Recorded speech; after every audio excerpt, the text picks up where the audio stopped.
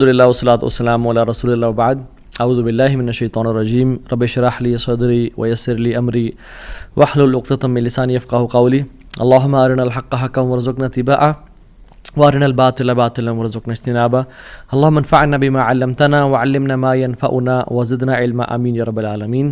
Welcome back to another episode of Wednesday Night Exclusive. آج ہم بات کریں گے سیڈنس کے اوپر، پریشانی، مصیبتوں کے اوپر، جو لائف میں ہماری زندگی بالکل رک سی جاتی ہے، بند ہو جاتی ہے، کچھ سمجھ نہیں آتا کہ کہاں جائیں، کیا کریں. سو ڈونٹ بی سیڈ، یہ ہمارا آج کا ٹاپک ہے. اور ہم 3 پرنسپلز کی بات کریں گے، 3 اللہ کے ناموں کے بارے میں بات کریں گے کہ اگر کوئی بھی شخص ان کی امپلیکیشن، اس کا مطلب اور اس کی ٹرو ایسنس کو سمجھ لے تو اس کی لائف میں جو پرابلمز ہیں وہ ڈیمینش ہو جاتی ہیں، وہ پرابلمز نہیں رہتی، اس کو سکون اور چین نصیب ہوتا ہے. اور وہ 3 نام کیا ہیں اللہ تعالیٰ کے؟ قادر، قدیر اور مقتدر. ان تینوں کا تقریباً ایک ہی مطلب ہے. قاف، دال اور را ان کا روٹ ورڈ ہے. قادر قرآن میں 12 دفعہ آیا ہے، قدیر 45 ٹائمز آیا ہے اور مقتدر 4 دفعہ آیا ہے. وچ شوز کہ اللہ سبحانہ وتعالیٰ ہر چیز پر فل قدرت رکھتے ہیں. اللہ تعالیٰ ہر چیز پر قادر ہیں. اللہ تعالیٰ اسباب کے محتاج نہیں ہے. جو مسلمان ان ناموں کو سمجھ لیتے ہیں نا، اور آج ہم سمجھیں گے ناموں کو، اور اس کی وجہ سے آپ دیکھیے گا by the end of the session کس طرح سے ہماری مصیبتیں، مشکلات ہمیں چھوٹی ہوئی نظر آتی ہیں، اور ہمیں کچھ پرنسپل سمجھ میں آئیں گے کہ ہم کس طرح سے اللہ تعالیٰ کی اس سیکرٹ ڈور آف ہیپینس کو انلاک کر لیتے ہیں. خدا کی قسم مسلمانوں ہمیں خوش ہو جانا چاہیے. وہ کسی چیز کا محتاج نہیں ہے، نہ وہ اسباب کا محتاج ہے، نہ وہ لوگوں کا محتاج ہے، نہ وہ ٹائم اینڈ اسپیس کا محتاج ہے، نہ وہ لاز آف فزکس کا محتاج ہے. ہر چیز اس کی محتاج ہے، وہ کسی چیز کا محتاج نہیں ہے. So great news to all the Muslims. اگر ڈاکٹرز نے جواب دے دیا تو کیا ہوا؟ وہ قادر ہے، قدیر ہے، مقتدر ہے. اگر رشتہ داروں نے چھوڑ دیا تو کیا ہوا؟ اگر رشتہ نہیں ہو رہا تو کیا ہوا؟ اگر کاروباری لوگ جو ہیں انہوں نے آپ کو دھتکار دیا اور سائڈ پہ کر دیا تو کیا ہوا؟ His doors are still open. وہ مسبب الاسباب ہے. اللہ رب العالمین وہی ہیں جو یوسف کے دور میں تھے، جو ابراہیم کے دور میں تھے، جو موسیٰ کے دور میں تھے، جو عیسیٰ علیہ السلام کے دور میں تھے. اللہ رب العالمین وہی ہیں، اور وہ ہر چیز کو بدل سکتے ہیں، وہ ہر بند دروازہ کھول سکتے ہیں. مقتدر کا مطلب تو سبحان اللہ یہ ہوتا ہے کہ اس میں نا قدیر کی بھی بلاغت ہے، یعنی جو ہر چیز پر مکمل قدرت رکھتا ہے. آپ لے لیں مثالیں، یوسف علیہ السلام کی اگزامپل دیکھ لیں. ایک بچہ جو کہ بالکل اپنے انفینٹ سے نکل رہا تھا، اس کو کنویں میں پھینک دیا گیا. وہاں سے اس کو قافلے نے پرچیز کیا اور بالکل for pennies he was sold. اور عورت نے حملہ کیا ان پہ، گناہ کرنا چاہا، جیل میں ڈال دیا گیا ان کو. ٹھیک ہے، وہ شخص جو کنویں میں پھینکا گیا، جو جیل میں ڈالا گیا، جو اتنا بے بس کہ نہ باپ، نہ ماں، نہ بھائی، بالکل مصر میں ان نون اسٹرینجر، اور وہ جیل میں بھی ہو، نو کانٹیکٹس، نو پی آر، کیا بنے گا اس کا؟ القدیر نے، المقتدر نے اس کو وہاں سے اٹھا کے ایجپٹ کے تخت پہ بٹھا دیا. اللہ ہر چیز پر قادر ہے. ابراہیم علیہ السلام باپ بھی چھوڑ گیا، باپ نے کہا تجھے میں رجم کر کے مار دوں گا. ہر کوئی ساتھ چھوڑ گیا، حتیٰ کہ سب جمع ہو گئے ان کے خلاف، اور ان کو برہنہ کر کے کیٹاپلٹ میں ڈال دیا. اور وہاں سے جب آگ میں ڈالنے لگے تو کیا پڑھا ابراہیم نے؟ حسبی اللہ و نعم الوکیل، مجھے اللہ کافی ہے. اور کیا ہی وہ نعم الوکیل، کیا بہترین دوست ہے، کیا بہترین کارساز ہے وہ. اور اللہ تعالیٰ نے وہ کس طرح کا قادر ہے، وہ کس طرح قدیر اور مقتدر ہے کہ اس نے ہواؤں کی ڈائریکشن کو نہیں پھیرا، نہ ہی اس نے سمندروں کے رخ کو بدلا، نہ ہی اس نے کوئی پرندے بھیجے جو کہ اس پانی کو، اس آگ کو ٹھنڈا کر دیں پانی پھینک کے. نہیں، بلکہ ڈائریکٹ اس آگ کو کہا جس کی صفت ہے جلانا، قُلْنَا يَا نَارُ كُونِي بَرْدًا وَسَلَامًا عَلَىٰ إِبْرَاهِيمَ. ہم نے کہا اے نار، اے آگ، ٹھنڈی ہو جا اور سلامتی کا باعث بن جا ابراہیم کے لیے. کچھ روایات میں تو یہ بھی آتا ہے کہ ان کی صحت کے بھی کچھ ارچہ کلام ہے کہ ابراہیم علیہ السلام سے پوچھا گیا کہ سب سے بہترین مومنٹس آپ کی زندگی میں کون سے تھے؟ تو ابراہیم علیہ السلام نے کہا کہ جب میں آگ میں تھا. کہ اللہ تعالیٰ نے اس کو حکم دیا تھا کہ ٹھنڈی ہو جا، اور اتنی ٹھنڈی نہ ہونا کہ ابراہیم کو تکلیف پہنچائے، سلامتی والی بن جانا. تو those were the best moments that I spend in my life. اور وہ کس طرح سے ٹھنڈی ہوئی کہ صرف ابراہیم کے لیے ٹھنڈی ہوئی، لیکن جو رسیاں ابراہیم علیہ السلام کے ہاتھ پہ بندھی ہوئی تھی ان کے لیے ٹھنڈی نہیں ہوئی. اس رسیوں کو جلا دیا مگر ابراہیم علیہ السلام کے بال تک کو بھی نہیں جلایا. اور جب ابراہیم اس آگ سے نکلے تو ان کا جو باپ تھا آزر وہ دیکھ رہا تھا اور کہتا ہے نعم رب کو یا ابراہیم، کیا رب ہے تیرا ابراہیم. یعنی ایک کافر کو ایک مشرک کو تو یقین آ گیا کہ کیا رب ہے ابراہیم کا. ہم نے 50-60 سال زندگی گزار لی لائف کے، کچھ نے مجھ جیسے نے تو 20-30 سال گزارے زندگی کے. ہمیں ابھی تک رب کی قدرت پہ یقین نہیں آیا، ہمیں ابھی تک آنیسٹلی اللہ تعالیٰ کے مکمل قادر ہونے پہ یقین نہیں آیا. تیسرے پارے میں ایک شخص کا ذکر آتا ہے قرآن میں کہ ایک شخص گزر رہا تھا اور ایک قریہ سے، ایک بستی سے گزرا، ویلیج تھا، اور وہ بالکل یعنی آپ سمجھ لیں رونز تھا، وہ بالکل کھنڈرات بن چکا تھا. تو ان کے ذہن میں ایسی خیال آیا who will raise them up، کون کھڑا کرے گا انہیں دوبارہ. ابن کثیر اور باقی لکھتے ہیں کہ وہ عزیر علیہ السلام تھے. خیر نیورتھلیس اللہ تعالیٰ نے ان کو موت دے دی، اور موت دینے کے بعد جب اٹھایا تو کہا کہ کتنا عرصہ تم پڑے رہے ہو اس جگہ پہ. تو کہا کہ دن کا کچھ حصہ. اللہ تعالیٰ نے کہا کہ تم 100 سال مردہ رہے ہو یہاں پہ. اور ان کا جو حمار تھا، جو گدھا تھا، وہ پیرش ہو گیا، اس کو یعنی کھا کے کیڑے مکوڑے، مٹی نے اس کو ڈیکمپوز کر دیا. لیکن جو ان کا کھانا تھا، اللہ اکبر کیسا قادر ہے اللہ تعالیٰ. فانظر الی طعامک و شرابک لم یتسنہ، اپنے کھانے کو دیکھو اور اپنے پینے کو دیکھو، اس کو کسی نے چھوا بھی نہیں ہے. کھانا ہم باہر سے آرڈر کرتے ہیں، کچھ کھا لیں تو فریج میں نہ رکھیں، اور ایک دن گزر جائے تو وہ باسی ہو جاتا ہے، خراب ہو جاتا ہے. ایک دن کھانا برداشت نہیں کر سکتا، لیکن 100 years گزر گئے، کھانے کو کسی نے چھوا بھی نہیں. اور جو حمار تھا، جو گدھا تھا ان کا، وہ بالکل پیرش کر گیا اور ڈیکمپوز ہو گیا. اور عزیر علیہ السلام کے نظروں کے سامنے اللہ نے اس کو دوبارہ کھڑا کر دیا. کیا کہتے ہیں سب دیکھ کے، اللہ کی قدرت کے مناظر دیکھ کے، جب اللہ کی کامل قدرت دیکھی اور اتھارٹی اوور تھنگس دیکھی تو کیا کہا؟ قلنا اعلم ان اللہ علی کل شیء قدیر.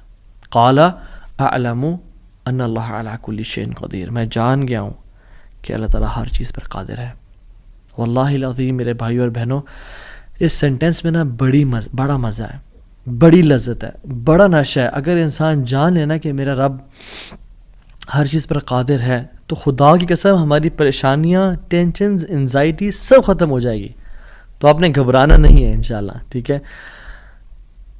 اگر ایک چیز زندگی میں آپ کی ہے جو اس لیسن کا جو ہے نا، آج کے سبق کا، جو آج کے جو اس پوڈ کاسٹ شو کہہ لیں اس کو آپ، اس کا جو کرکس ہے وہ یہ ہے، اگر آپ اللہ والے بن جائیں تو اللہ اپنے بندوں کا امتحان تو لیتا ہے مگر اسے کبھی ضائع نہیں کرتا. اللہ اکبر. اس کو لکھ لیں اپنے ذہن پہ اور ساری زندگی اس کو پکڑ کے رکھیں.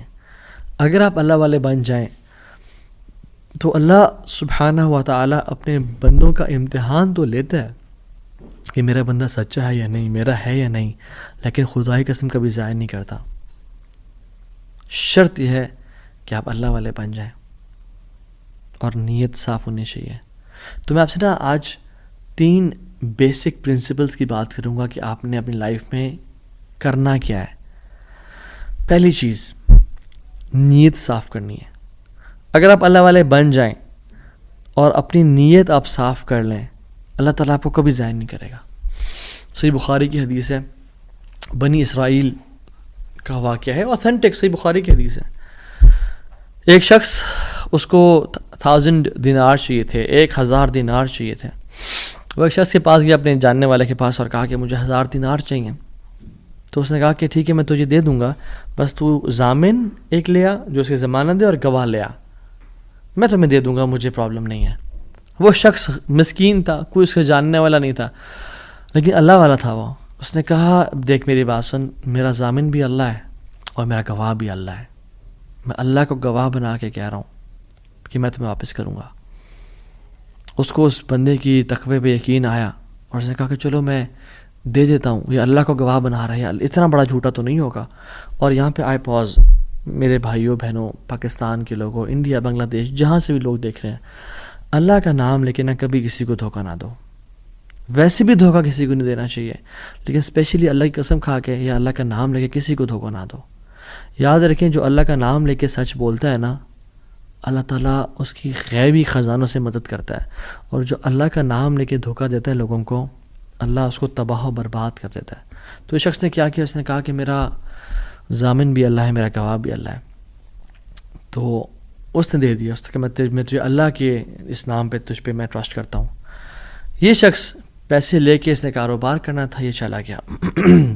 یہ جب کشتی پہ بیٹھا، سوار ہوا، دوسری طرف اترا، اپنا کام شام کیا، واپس آیا. جو دن اور جو مقرر وقت آیا ہوا تھا، جب وہ کشتی پہ آیا واپس، ایک سمندر کے پار یہ شخص تھا، تو جو لاسٹ کشتی تھی وہ نکل گئی. یہ سر پکڑ کے بیٹھ گیا کہ میں نے تو آج وعدہ کیا تھا اور اللہ کو ضمانت دار بنایا تھا اور گواہ بنایا تھا. اب اگر میں آج اس تک مال نہیں پہنچاتا تو وہ کیا سوچے گا میرے بارے میں، اور اس کا تو ٹرسٹ اٹھ جائے گا، یعنی کہ میں نے اللہ کے نام پہ جھوٹ بولا اسے. تو آخری کشتی چلی گئی تھی. اس کے بعد تو کشتی نے اس دن جانا نہیں تھا، تو اس نے کیا کیا کہ یا اللہ میں نے تجھے ضمانت دار بنایا ہے اور تجھے میں نے گواہ بنایا ہے، تو تیرا کام ہے اس مال کو پہنچانا. اس نے ایک ووڈ لاگ لیا، اس میں سوراخ کیا، اس میں 1000 دینار. سبحان اللہ، 1 دینار از اے گولڈ کوائن، اور آپ ایک گولڈ کوائن کی آج آپ ورتھ لگا لیں، ان لیکس، ان ملینز. اس نے کیا کیا؟ اس کو اس ووڈ لاگ میں ڈالا، پرچی لکھی اور اس میں ڈال کے نا بسم اللہ پڑھ کے آگے بہا دیا کہ اللہ تجھے میں نے ضمانت دار بنایا، تجھے میں نے گواہ بنایا، اب تیرا کام ہے اس کو.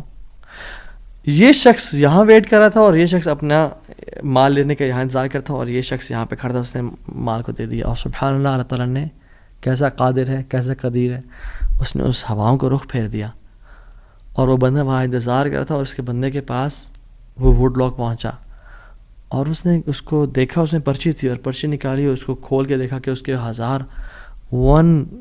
دینار تھے.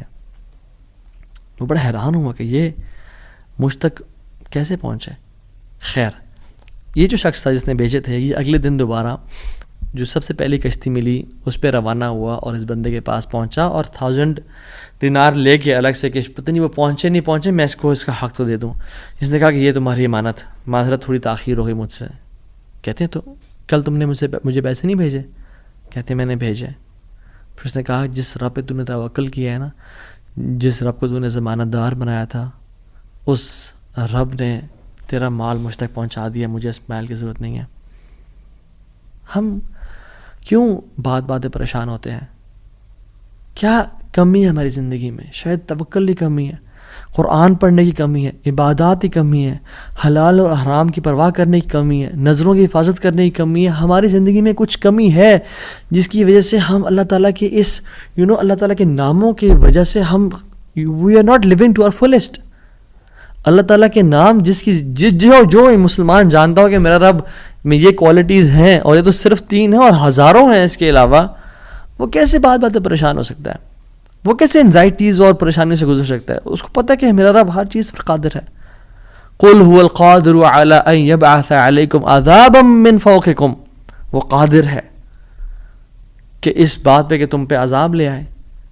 ان المتقین فی جنات ونہر فی مقعد صدق عند ملیک مقتدر. عند ملیک مقتدر، وہ مقتدر بھی ہے، وہ ہر چیز پر قادر ہے. تبارک الذی بیدہ الملک وهو علی کل شیء قدیر. وهو علی کل شیء قدیر، وہ قادر بھی ہے، قدیر بھی ہے، مقتدر بھی ہے. تو پریشانی کس بات کی ہے؟ جب ہمارا رب ہے اور وہ ہر چیز کو کنٹرول کر سکتا ہے، اور ہم اگر اللہ والے بن جائیں تو پھر آپ یقین جانیں کوئی مسئلہ نہیں رہے گا. ہر پریشانی کو وہ آسانی میں ایسے بدل سکتا ہے. اس نے صرف کن کہنا، وہ بدل جائے گا. صرف ہماری نیت صاف ہونی چاہیے، نمبر 1. اور number 2، second principle to live a wonderful life and to live a happy life is, جو بھی نیکی کریں اس کی اجر کی امید صرف اللہ سے رکھیں. پھر دیکھیں اللہ کی قدرت کے مناظر کیسے دکھاتا ہے آپ کو. پہلی پرنسپل کیا تھا؟ اپنی نیت کو ہمیشہ صاف رکھیں، اللہ تعالیٰ کے لیے کام کرنا، جھوٹ نہیں بولنا، دھوکہ نہیں دینا، فریب نہیں کرنا. ہم نے اللہ کے لیے اپنے ہر کام کو کرنا ہے، اللہ کی رضا کے لیے کرنا ہے. دوسری چیز، نیکی کے اجر کی امید صرف اللہ سے رکھنی ہے ہم نے. اور پھر دیکھیں اللہ تعالیٰ کیسے آپ کے دروازے کھول دیتا ہے. ایک میں آپ کو سچا واقعہ سناتا ہوں کہ اگر انسان اگر نیکی کرے نا کسی کے ساتھ, یا اللہ تعالیٰ کے سامنے نیکی کرے, تو لوگوں سے امید رکھے لوگ مجھے واہ واہ کریں, بڑا نیک انسان ہے, بڑا دین کام کر رہا ہے, بڑا عبادت گزار ہے, یا بڑا نہ صرف اللہ سے امید رکھیں. یہ 9 ہجری کی بات ہے, اور اس میں ایک کتاب لکھی گئی شذرات الذہب فی اخبار من ذہب, اور اس میں ایک شخص کا واقعہ آتا ہے ابو بکر بن عبد الباقی کا رحمہ اللہ. نوجوان تھے بالکل, انہوں نے وہ بیت اللہ گئے, اور جب وہاں گئے تو انہوں نے اپنا سارا فریضہ سر انجام دیا. کچھ دن گزرے تو وہ he was not very rich, ان کا راشن جو تھا وہ ختم ہو گیا. اب جب راشن ختم ہوا تو بھوک اور پیاس کا عالم. مکہ کے ایک دن گلی میں جا رہے تھے تو ان کو نا ایک پیکٹ ملا. انہوں نے اس پیکٹ کو اٹھایا, تھوڑا ہیوی تھا وہ. انہوں نے کہا چلو میں کمرے میں جاتا ہوں اور دیکھتا ہوں کیا ہے اس میں. کمرے میں گئے تو ایک ایسا ہار تھا جو کہتے ہیں میں نے آج تک نہیں دیکھا تھا. It was very unique, it was very precious. کہتے ہیں کہ میں بڑا حیران ہوا یہ کس کا ہوگا. خیر الٹیمیٹلی میں نکلا اپنے کمرے سے باہر, حرم کی طرف آ رہا تھا, تو مکہ کی گلیوں میں نے ایک دیکھا ایک شیخ یعنی ایک بزرگ انسان تھا جس کے ہاتھ میں 500 دینار تھے, اور وہ اناؤنسمنٹس کر رہے تھے کہ میرے گھر والوں کا ہار گما ہے, جس شخص کو مل جائے وہ مجھے دے, میں اس کو 500 دینار دوں گا. ابو بکر رحمہ اللہ نے سوچا کہ میرے پاس تو پیسے نہیں ہیں, میرے پاس تو راشن نہیں ہے, میں تو بھوک پیاس کا عالم ہے, تو میں اس کو ہار دوں گا اور اسے پیسے لے لیتا ہوں. چلو دیکھتے ہیں. ان بزرگ کا ہاتھ پکڑا اور کہا میرے کمرے میں چلیں آپ میرے ساتھ. کمرے میں گئے تو کہا آپ سے 3 سوال ہیں, آپ اس پیکٹ کی نشانی بتائیں, جس چیز سے اس پیکٹ کو باندھا گیا اس کی نشانی بتائیں, اور اس ہار کی نشانی بتائیں. صرف 3 نشانیاں بتا دیں, میں آپ کو وہ دے دوں گا. جیسے ہمیں کوئی چیز ملے تو ہم کہتے ہیں کہ آپ یہ 3, اور اگر کوئی انسان کھوٹا ہوتا ہے نا تو وہ کہتے ہیں مجھے 50 نشانیاں بتائیں یا مجھے 60 نشانیاں بتائیں, اور کوشش کرتے ہیں ایک نہ ایک غلط بتا ہی دے گا تو ہار میرا ہو جائے گا. لیکن ہی وہ سنسیئر. انہوں نے کہا 3 نشانیاں. پیکٹ کیسا ہے, اس کو کس چیز سے باندھا گیا, اور اس کا ہار کیسا ہے. تو انہوں نے کہا پیکٹ ریشم کا ہے. انہوں نے کہا بالکل ٹھیک کہا آپ نے. انہوں نے کہا کہ جو پیکٹ جس چیز سے پیکٹ کو باندھا گیا ہے وہ بھی ریشم کا دھاگا ہے. انہوں نے کہا بالکل ٹھیک کہا آپ نے. اور تیسرا چیز کا انہوں نے کہا اس میں 30 نگ لگے ہوئے ہیں اس ہار میں. انہوں نے کھولا اس ہار کو, دیکھا 1 2 3 4 5 6 30 کمپلیٹ, یہ آپ کا ہار. تو انہوں نے کہا یہ 500 آپ کے دینار. کہتے ہیں نہیں مجھے نہیں چاہیے. کہتے ہیں کیوں بیٹا, میں نے تو وعدہ کیا تھا کہ میں شخص دوں گا. کہتے ہیں میں نے اللہ کے لیے کام کیا ہے, یہ مجھے چیز ملی تھی, میرا ایز اے مسلمان میرا حق تھا کہ میں امانت کو واپس ادا کروں, تو میں آپ سے اس کا اجر نہیں لوں گا. حالانکہ ان کو نیڈ تھی, لیکن کہا کہ نہیں میرا اجر اللہ تعالیٰ سے, واللہ لا اخذھا, کہ میں اللہ کی قسم اس کو نہیں لوں گا آپ سے. وہ بحث کرتے تھے کہ لو تم نے لینا ہے, وہ کہتے ہیں میں نہیں لینا آپ سے, آپ چلے جائیں, یہ میں نے اپنا امانت ادا کی ہے, میں نے کوئی احسان تو نہیں کیا آپ پہ. وہ بزرگ بڑا حیران ہو کہ یہ کیسا نوجوان ہے. خیر وہ چلے گئے. کچھ عرصے بعد ابو بکر بن عبد الباقی رحمہ اللہ کہتے ہیں کہ میں فائنینشلی اسٹیبل نہیں تھا, تو میں نکلا کچھ تجارت کرنے کے لیے. تو میں جس شپ پہ بیٹھا ہند کی طرف میں نے سفر کیا, سافرت الی الہند, میں ہند کی طرف جانے لگا. اور کہتے ہیں جب راستے میں تھا تو اتنے برے طوفان نے ہماری شپ کو ہٹ کیا کہ پانی شپ کے بیچ میں آ گیا اور لاگز بکھر گئے اور وہ کشتی ٹوٹ گئی. کچھ لوگ ڈوب گئے, کچھ لوگ چیز چلا رہے تھے. میرے ہاتھ میں ایک لکڑی کا بہت بڑا ووڈ لاگ لگا, لکڑی کا ایک پھٹا سا لگا, میں نے اس کو زور سے پکڑ لیا. وہ مجھے جو ہے نا وہ سلولی اینڈ گریجولی کنارے پہ لے آیا. میں جب اس آئی لینڈ پہ پہنچا تو دیکھا الحمدللہ وہاں پہ بالکل وہ ابینڈنڈ آئی لینڈ نہیں تھا, وہاں پہ لوگ آباد تھے. کہتے میں جب اندر گیا آئی لینڈ کی طرف اور دیکھا الحمدللہ مسلمان لوگ تھے, اور وہاں پہ مسجد بھی تھی اور گھر بھی بنے ہوئے تھے. تو کہتے ہیں میں سیدھا مسجد چلا گیا. ایسے لانگ سٹوری شارٹ کر کے بتاتا ہوں میں. مسجد میں کہتے ہیں میں جا کے قرآن پڑھنا شروع کر دیا.